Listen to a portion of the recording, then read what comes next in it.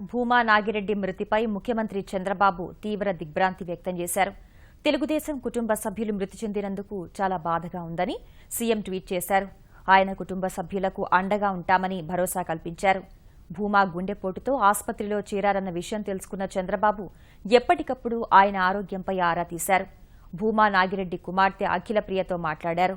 ఓ దశలో మెరుగైన వైద్యం కోసం ప్రత్యేక హెలికాప్టర్లో హైదరాబాద్ తరలించాలని ఆదేశించారు. ఇంతలో ఆయన ఇక లేరన్న దిగ్భ్రాంతికర విషయాన్ని కుటుంబ సభ్యులకు వైద్యులు సమాచారం ఇచ్చారు. నాగిరెడ్డి మృతిపై చంద్రబాబు సంతాపం తెలిపారు. భూమా నాగిరెడ్డి మృతి తెలుగుదేశం పార్టీకి, కర్నూలు జిల్లా ప్రజలకు తీరని లోటుగా సీఎం అభివర్ణించారు. భూమా కుటుంబంతో తెలుగుదేశం పార్టీది దశాబ్దాల అనుబంధం ఉందని గుర్తు చేసుకున్నారు. తెలుగుదేశం పార్టీకి భూమా నాగిరెడ్డి లేని లోటు తీర్చలేనిదని అన్నారు.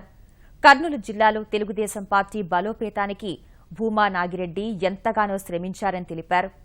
తండ్రి స్థానంలో ఉండి అఖిలప్రియను అన్ని విధాలా ఆదుకుంటానని చంద్రబాబు అనునయించారు. భూమా సేవలు ఎన్నటికీ మరువలేనివని వ్యాఖ్యానించారు.